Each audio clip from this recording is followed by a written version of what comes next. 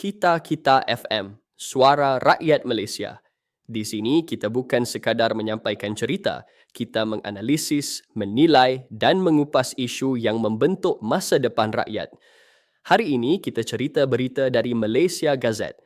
Hadi calon natural ganti Muhyiddin. Persoalannya, adakah langkah ini benar-benar paling selamat untuk Perikatan Nasional? Adakah penerimaan rakan gabungan dan pengundi akan seiring dengan logik dalaman parti? Dan adakah Perikatan Nasional mampu kekal relevan tanpa sentuhan kepimpinan Tan Sri Muhyiddin Yassin? Isu pengganti pengerusi Perikatan Nasional bukan sekadar soal siapa paling kanan atau paling lama. Ia soal keseimbangan kuasa persepsi awam dan hala tuju gabungan. Apabila nama Tan Sri Abdul Hadi Awang disebut sebagai calon natural, hujah utamanya mudah. Beliau Presiden Parti Islam se-Malaysia setara dengan Presiden Parti komponen lain seperti Parti Pribumi Bersatu Malaysia, Gerakan dan Parti Rakyat India Malaysia. Dari sudut struktur gabungan, hujah ini nampak kemas dan tersusun. Namun, politik gabungan tidak hanya bergerak atas kertas organisasi, ia bergerak atas sentimen penerimaan dan kebolehan merangkul sokongan lebih luas. Di sinilah persoalan besar mula timbul. Adakah kepimpinan Parti Islam se-Malaysia di puncak Perikatan Nasional akan mengukuhkan gabungan atau mengecilkan ruang sokongan yang sedia rapuh? Pandangan penganalisis yang menyebut calon lain dari Parti Islam se-Malaysia boleh mewujudkan keadaan janggal sebenarnya mendedahkan satu realiti. Perikatan Nasional masih belum benar-benar matang sebagai satu gabungan setara. Masih ada sensitiviti hierarki dan ego parti yang perlu diurus. Maka memilih Presiden Parti Islam se-Malaysia dilihat sebagai jalan paling mudah untuk mengelak konflik dalaman jangka pendek. Namun, mudah tidak semestinya strategik.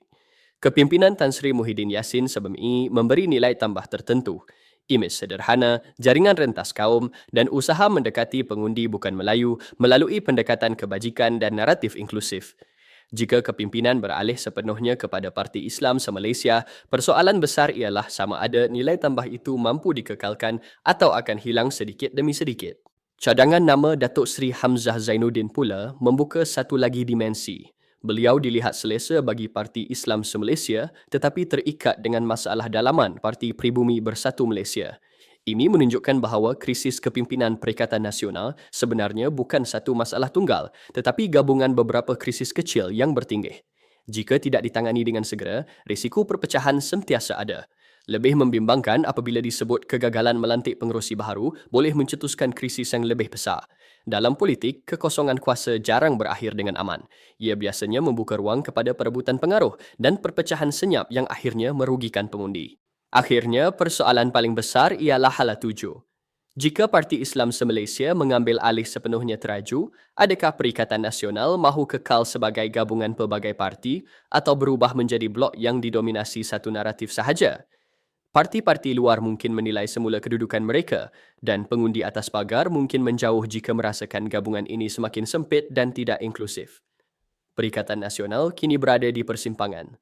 Memilih calon netral mungkin menyelesaikan masalah hari ini, tetapi belum tentu menjawab cabaran esok. Politik bukan sekadar siapa paling layak dalam parti, tetapi siapa paling mampu menyatukan dan memperluas sokongan rakyat. Itu dia ulasan dari Kita FM, suara dari hati rakyat Malaysia. Jangan lupa kita bukan sekadar mendengar, kita menganalisis, menilai dan bertindak. Jumpa lagi dalam segmen seterusnya. Terima kasih.